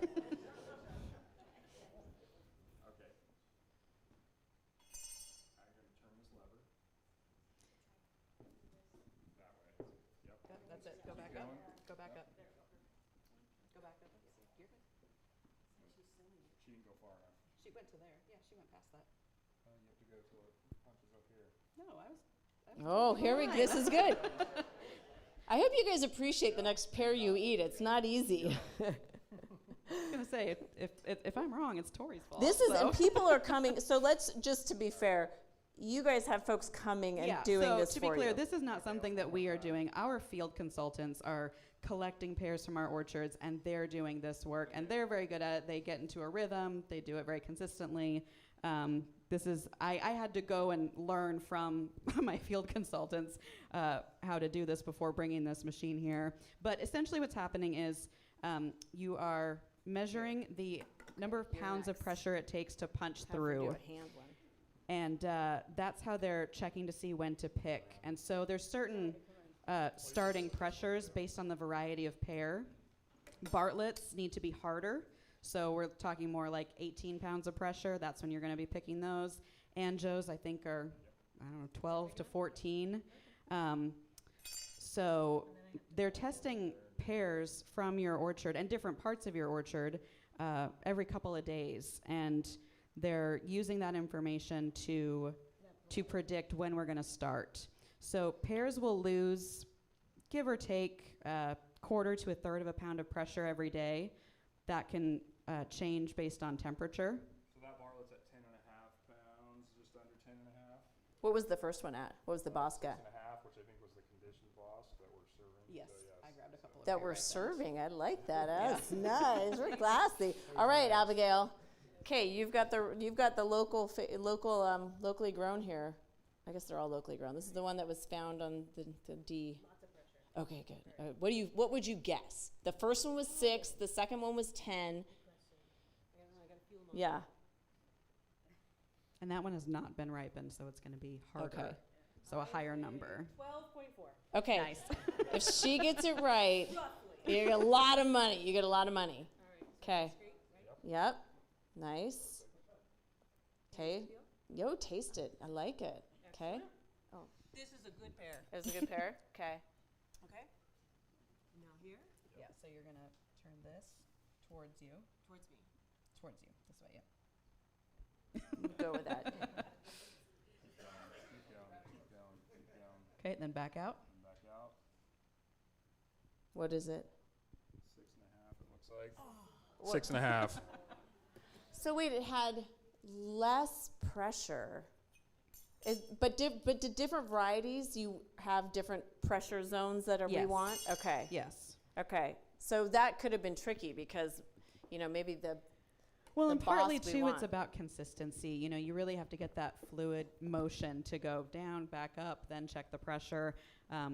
And so that's why our field consultants that do this, they have a lot of practice. Is that bad? There's some electronic versions of this, but some of them have refused to give it up because they don't want to have a change in how the data that they're used to collecting, and so they continue to use this method. But And Okay. there's even, you know, kind of going the opposite direction where there's some packing houses that use just the handheld out in the field, which to me doesn't feel like it'd be very consistent, but you know, Okay. it's one tool that can be used for sure. Okay, thank you all for helping. Yeah, now you know how to grow a pear. Thank you. Okay, so now we've harvested. I want to get through these so we can get to Q&A, but one of the things I noticed on a video on the McCarthy social media page was how gently people laid the pears into the boxes. It was very slow, and I think I think it was an apple. That was it was an apple, video. but I've watched them actually at your orchard too. They're It's very so gentle. delicate. Even before they're actually ripe, you know, when we harvest before they're ripe, they're so delicate and they can be bruised and punctured so easily. So you have to be careful. And any of this, like you have someone here, is that Gary? No, that's not. Okay. That's a bin checker. And so we use bin checkers to go around, and they're literally just picking up pears, walking around to all the pickers, checking the pears for those punctures. And that way they can kind of give feedback to the picker. Hey, you're going too fast. You're getting too many punctures. You need to slow down, be more careful. And so it's just part of the job of harvest is to check the fruit in each of the bins. Because once they go to the packing houses, which is one of the things when I think and one of you guys put in the notes, being able to do this in the Gorge as well as we do, part of it is all the infrastructure around it. So we have a number of packing houses, Diamond and Duckwell, who donated fruit here to us tonight, where there's hand sorting. There's also now Optical sorters. Optical. sorters, where someone was saying every pear or every piece of fruit will get Multiple pictures. Yeah, they'll rotate Yeah. the pear, and then it gets multiple digital pictures taken, and then you can set the algorithm of the sorter so that it determines what it's going to sort out or not sort out. So you can Ver- kind of dial it in and out. yes, Yeah. very expensive pieces of equipment. So that's part of it. We've developed this infrastructure in cold storage and packing technology over the last 100 years now that it's here. So it's hard to replace that or start fresh in another pear growing area. Yeah. Okay, so then we're getting it done. I just want to put out there, I someday would love to have a Sense of Place field trip to one of these packing houses to see how it works and to see the optical cameras. I may be the only one on that field trip. I find things interesting that other people don't, but putting it into the universe right now. But there's a lot of hand labor, and harvest is a hand labor task, and it's really hard to automate that task because of how delicate you need to take care of fresh pears Yeah. to Yeah. get them to market. And so it's A lot going of to other be a while crops. before. A lot of other commodities in Oregon can be picked by machine, you know, hazelnuts and some blueberries grapes even. even, Yeah, yes, wine so. grapes. But pears, apples, cherries, it has to be by hand. That's how delicate they are. So that brings us to another, I think probably the other maybe hot topic when it comes to people talking about growers is labor, labor force. And one of the things I didn't realize till many years ago, I was talking with Maya Yasui, was putting together, you're hiring people and you're housing them, Yes. which that alone is the big aspect. So talk to us about the challenges of finding workforce, basically. Well, as you mentioned, housing is a big thing because, of course, now it's especially hard for people to find steady housing, but a lot of the work is seasonal, and we don't require a larger crew throughout the entire year. And so that's really how housing started, is because people would come in for the season and need a place to live. And if you're not providing some place for them to live, well, you don't have the workforce. And that's continued on where most orchards, especially here in this area, we are housing our employees either seasonally or year round. I think it's something like 2/3 of the ag labor housing in the entire state of Oregon is located in Hood River and Wasco counties because we require so much more of a labor force than other commodities in the state. We also don't have a lot of access to low-income housing here, which is some other parts of the state have more low-income housing in the region that allows the agricultural workers to utilize that and not necessarily need so much on-farm housing. But And talk to us about the different, you have, is it H2A? Okay, so what are the different types of workforce groups that you have coming Well, there's really just, there's kind of local permanent workers, the ones that are, living and working on our places year round. And so because of that, they are not only our employees, but our neighbors, Yeah. And then we've got seasonal workers that might be considered more of the migrant groups that are kind of following the seasons coming through from California to Oregon to Washington. And then there's the H2A foreign guest worker visas, which is what H2A means. It's a guest worker visa specific to agriculture. And that's where it's a federal government program where we are paying to bring people from other countries for the purposes of our commodities. It's primarily Mexico, South America. And they're coming on a contract that says you will come here for this amount of time and do only these work tasks, and then you will go back home. And so we're really grateful to that program because it's allowed us to continue the work that we need to do. We don't have enough people locally otherwise, but it's also very expensive because you're paying higher hourly wages. You're also paying transportation costs to bring them up here and send them back. You're paying administrative fees. You're doing a lot of paperwork. We are also required to take them for weekly errand trips, so we're providing housing and transportation to and from work and to town, to the bank and the store and things like that. So it makes for a lot of time and effort, but again, without them, we wouldn't have the workforce we need, especially for harvest. Not all, but a lot of our workforce and the H2A program are generally people that are coming from rural Mexico. Yeah. And they grew up on small farms and ranches, and they have experience in agriculture. That really is a key piece of it, that they have an interest in it generally, and they have some skill level that they came with because they came from a rural background in Mexico. Yeah, a lot of people will call the work that they do unskilled, and I hate it when they say that because it's the opposite. The work that they do requires a lot of skill. It doesn't require a lot of formal education from anyone. This is the kind of thing you learn on the job, but it's definitely skilled work. I'm glad you said that. That was one of the things I would want to say. I want to open it up because I want to know what people in the audience are curious about. So while we get the lights up, will you guys both, one of the things that came up in talking was that the role of sort of the orchard manager and the sort of a lot of times the longevity of that relationship. I know talking with Gordy Sato as well, like you often have someone who you've known for quite some time and has maybe worked for a parent and then worked with you as well. So talk some about that, and then while they share some about that, get ready with questions and what you want to know. So yeah, we have several employees still on our operation that started in the really early to mid 80s with my dad. They've been now with us for 40 years. The two individuals I have in mind, they both sent all their kids through school here, and all their kids have gone off to college. 3 or 4 kids in both of their households. So really kind of a success story of a first generation immigrant that came from Mexico, and the second generation is really they've worked really hard, and they've climbed the ranks, and they gave their kids an opportunity, which was their dream here. So Yeah, I mean, it's the same for my place.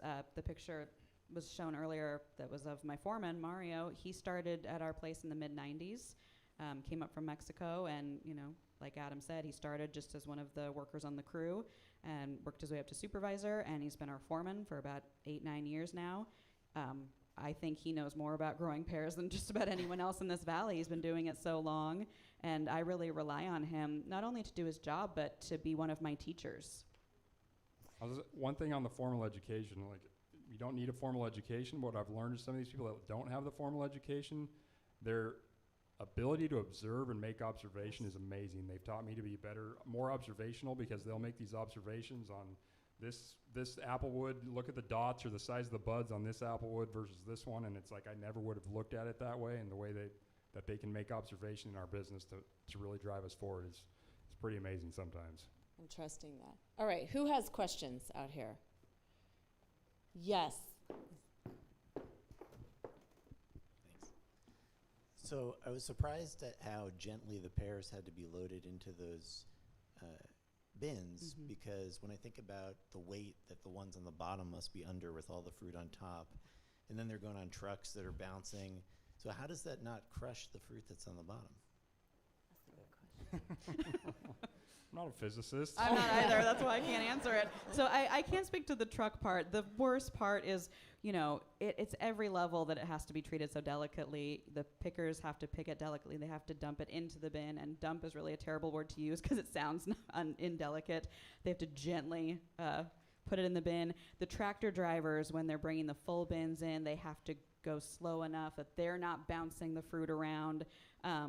And then when it's loaded on trucks, truck drivers have to drive carefully because even if the pickers are doing a great job and the checkers are doing their job to keep everybody on track, you can ruin, 20 to 30 bins at a time on a truck just bouncing. And so I don't know the physics of it in terms of being stacked on top of each other inside a bin, but I do know that they're still hard enough because we're picking them before they're ripe. I think that has a lot to do with it. They can sit on top of each other. But again, a truck driver can ruin a whole load really easily. Once they're placed in the bin, they don't really move a lot either. Yeah. They're tucked in with other pears, but a lot of the problem is the stem is very sharp, and so it's really when they put that fruit in the bag or how they place it. If the stem's going to hit other fruit versus once it's in the bin, it's kind of, like I said, it's not going to move a lot. So that's a key piece. But there's been a lot of research done. When I was at Medford, we did how full is the proper way to fill a bin and not get bruising. And apples, they've done a lot of that too. Should you fill your bin 3/4 versus full, or are you going to bruise Honeycrisp that are very sensitive to bruising? So And part of it depends on talked about in the variety industry. too. Most pears you can fill the bin, but one winter pear, Camise, it's even more delicate, one of the most delicate, and you can only fill those bins about 2/3 of the way full. So that does have an impact on the weight bearing down on it. Right over here. I'm not sure where I heard this, but I am unclear whether just our backyard farmers in Hood River, is it frowned upon to grow our own fruit trees? It is not frowned upon as long as you are doing pest control. So here's why that can create an issue, and that's something I'm actually working on right now, is when people have backyard fruit trees, it's great, and people love having trees right in their backyard. Go out and pick the fruit, bring it in. It's wonderful. But if you are not controlling the pests the way that you need to, those pests very quickly spread to the nearby orchards. And it's a bigger problem in Hood River because the way the town is laid out, so often we've got residential houses right next to orchards. So it doesn't take much for the scilla, the codling moth, the stink bugs to travel really quickly. And so that's where the issue comes in. So when backyard fruit trees exist, it just means the people who have them really need to understand what to do to treat them and keep the pests under control. And there are resources for that. OSU Extension does classes for people with backyard fruit trees. There's information online through OSU Extension. Columbia Gorge Fruit Growers is currently trying to work with people who have backyard fruit trees to teach them what you can do. But that's really the only issue. I'm going to comment on integrated pest management here for a minute. Yeah, that's right. So one reason, we used to have these cover sprays for codling moth, which is that's the second major pest in pears. And so we'd spray every 10 to 14 days broad spectrum insecticides. This is 20, 30 years ago. And then we found out that we could have mating disruption where we have pheromone uses where the male and the female codling moth can't find each other because they go to these pheromone traps and not to them. And so we were able to quit spraying these broad-spectrum insecticides and use beneficial insects to control our psylla pressure because there's a lot of things that like to eat psylla and psylla eggs. And so if we're not killing those beneficials with these broad-spectrum insecticides, then we can not have to spray as much. And so when you get into the backyard model, if you have codling moth, these pests that we think we've controlled, and then they come over, that's where it really starts to disrupt your IPM program. And it causes all the neighboring orchards to have to spray and much then you have more to spray, than they normally would. You have to spray a codling moth cover spray, and then when Yeah. you spray a codling moth cover spray, you kill all your beneficials for your psylla, and the whole thing comes out of balance. And so to get these IPM programs in balance, it really takes several seasons to try to get them in the right place. And then we have disruptions. Last year we had one of the worst psylla years in the Upper Valley that I've ever seen, and we can't really figure out why it was like that. But we think we have this good IPM balance where you don't have to spray a lot, and your beneficials are really doing the job for you. And all of a sudden something comes along to disrupt it. But those backyard programs are notorious for codling moth coming over and making it so all of a sudden your codling moth pressure jumped through the roof and you passed an economic threshold where you say, okay, now I have to start spraying these materials, and the whole thing starts to come unravel. If you heard that and you were like, man, I wish Sense of Place would have something on insects so we could learn more, then you can come back in April because we have Battle of the Bugs coming in April, and we're going to be learning about IPM and other cool things like samurai wasps. Okay, go for it, Bill. Good evening. Yes, I'm here with the Mount Adams Institute, and we just wanted to say we're so proud to be affiliated with Sarah. So thanks so much for that, Sarah. Thank you, and all of this. And of course, Adam and Lesley here. Yeah. Quick question for you. So I'm curious where the original starts came from to basically start pear growing in the gorge or in the valley. Mm-hmm. Isn't that Co? I do not know. I had something in my notes about I was going to say my Holler book if here, you're in I've the got audience and you something know. about how it started, but what does it say? I have first fruit trees brought to Hood River Valley, 1854, Nathaniel Co. Yeah, it's in this book. It's got the introduction. It's out there in the lobby if you want to look. Yeah, it says in 1854, the first fruit trees, 1876, the first commercial orchard, which was apples and peaches. And then again, as I said, apples became the primary crop until that hard freeze, which people then switched to pears because they hold up better to the cold weather. Yeah, a lot of the pear a varieties lot of the from pears Europe. are coming from Europe, yes. Yeah. Okay, one last question. Okay. I love you guys. We can chat with you later. Yeah, they'll be available. Hi, my name is Jahila. I grew up in the valley, and I'm curious about the community of pear growers and how you guys know each other, how you share information, and like what it looks like to be, in business together, but also operating your own farms. That's a good question. That is a really good question. I think it's a great community. Since I've been back, the way that I meet a lot of growers is through events that we have to go to. That's really the only time we're leaving our property. The grower meetings and things like that. And I've been able to make contact with people and develop a really great support system. As far as kind of how we work together, I think I've been asked this before. There's really not competition between us. It's not about, is my fruit better than yours, or do you have more bins than me? We all want each other to succeed, and we're all willing to be a part of that, because I think a lot of times it feels like we're sort of all we have. We're working against a lot of challenges, and the only people who really understand that are our fellow growers. So I've been really grateful, and I know that it's been that way for a long time. When I was a kid, I think I was 9 or 10, my dad actually had a health emergency. He had an aneurysm, and he was in the hospital for 6 weeks and in a coma for part of it. And when he came home, he was still recovering and not able to work. And during that entire time, the other growers that he knew were showing up every day to do his work. Our neighbors up above us, these Sueys, they were coming down during frost season to make sure that our frost fans were started, and working with our crew to do that work. We had other growers coming in to, rake and cut brush during pruning, and they never asked for anything. They showed up and they did it because they knew that we needed it. And I like to think that that's still how it is, that if someone else needed something from us, we would be there, because we're a team and we have to stick together through all these challenges. We have to have a successful industry as a whole in order for any individual grower to be successful, and I think most of us realize that, and whether it's research or the infrastructure of the packing house, and so we really have to, as an industry, help each other if each individual wants to be successful as well. One of the things you guys brought up that I'm sorry we didn't have more time to talk about, this will be version 2.0 of this, was I said, okay, well, let's say you stopped doing what you were doing because it got too cost prohibitive, because there wasn't someone to take over the farm. Here we have two people who are in families that have been doing this for a long time. If you no longer could do it because of any of these reasons, what would happen? What does it look like? And one of the things that I heard you say that stuck with me is, if we're not doing it, someone will be growing, but it's either families who've been here or people who've been here and are invested in this place, or corporate interests. Yeah. So That's talk what us through it. That's what you're seeing right now, is because it's so hard to stay in this business, there's a lot of consolidation. And so those that have a lot of acreage, are getting bigger.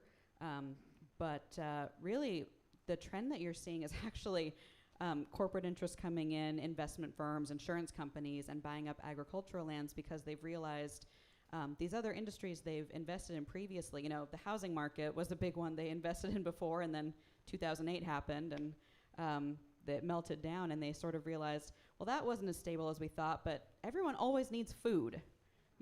We all need to eat, and that's not going to change. So you're seeing more of the foreign interests and corporate interests buy up the ag lands, and it just sort of is what it is. But I'm pretty sure that those large investment firms are not going to prioritize the same practices or ideas that we do as family farmers and as smaller family farmers. And we're unique. I mean, it sounded like, too, like the number of small farms and family farms, particularly in the Gorge, is unique in when it comes to pear growing, at least. So it's really a little bit thinking about who's going to be on that land, who's going to steward it for us. Yeah, it's sort of an uncertain future. Yeah. Okay, well, on that note, I'm going to do a couple little final things. I want you two to both think, if we were doing this sense of place with the next generation, so it was the next generation of the people running your farms, the next generation of me, what sort of predictions or hopes would you have for what would be discussed about the current state of affairs? So think on that for a second. While they do that, I want to remind you all, like I said, we've got the Battle of the Bugs is in April. So if some of that topic that we touched on here tonight is something you want to hear more about, Maggie Freeman's going to join us, and she gets really excited about, what was the parasitoid wasps? Parasitoid wasps, and on the phone, I was like, this is good. This is going to be really good. So that's April 17th, and we're going to have 4-H'ers from the Bug Club, local Bug Club, will be here in the lobby ahead of time, showing us their collections and teaching us what they have learned. So I think that's going to be a really fun one.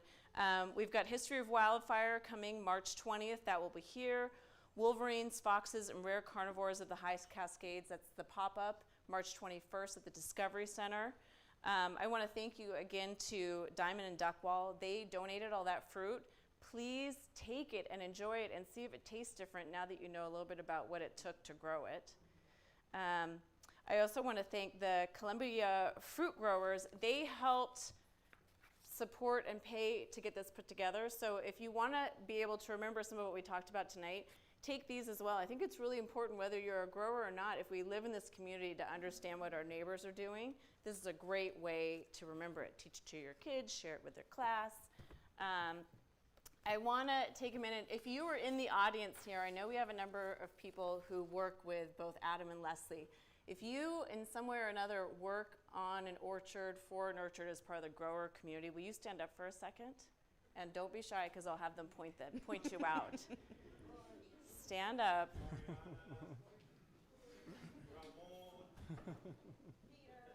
There we go. So look around.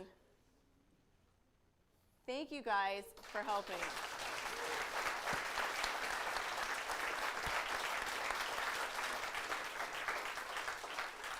We learned tonight how many people it takes to make it go around, so thank you. I want to thank Gordy Sato for talking to me long ago when I had questions and wondered what to do. And Lisa Perry, who said, I'm not the person you want to have Adam and Lesley, so you guys can take that up with her. We have. Yeah. Thank you to the people who volunteer every month for us. Etta, who you met out front. Kyle, I don't know how to do a pear pose. Oh, good call. I always give Kyle something. Here we go. Okay, all right. All right, you guys. Oh, and last, Joe, Big Britches. He's the one who makes this happen. For everyone at home, too. Thank you. Okay, next generation. What do we? Your kids are here. You can answer that one. I think for our generation, labor was really one of the big pinch points, and I think we're going to have to be past that in the next generation with probably a lot of technology. As fast as technologies come our way, that we get to implement things like weather stations that have already made huge differences in how we manage our businesses. So I think there'll be a big technology component. I also think one of their biggest challenges is going to be climate change and how that impacts growing fruit and what comes with it. So Yeah, because the potential water change and how the water. everything that we actually do works is in the dictated by Mother Nature, so climate change and water availability are going to be dictating our industry going forward. Are you hopeful? Somewhat. Okay. I mean, Mother Nature's always been a fickle lady, you know? Yeah. So, People she are ma- always going to have to eat. I mean, that's Yeah. really what it comes down to. And Hood River, we have a great climate and we have access to water, which is in the West is something that a lot of places really struggle with. So I think we have a good future in agriculture in the Hood River Valley. Thank you guys very much. Thank you guys. Thanks for coming too. Okay. You guys can go mingle and go get pears. Take pears home. I do just want to add, please, please, please take those pears home with you. I don't want to take them back. Tons of pears in the lobby. Please take all Take you the want. postcards that show you how to ripen them properly, I too. forgot to put on my. Oh, here we go. I know. I'm sorry. Here we go. There you go. Wait, what does Like it a boss. say? Like a Bosc. I need to get you and No, Adam it in. says Bosco. No, like a Bosc.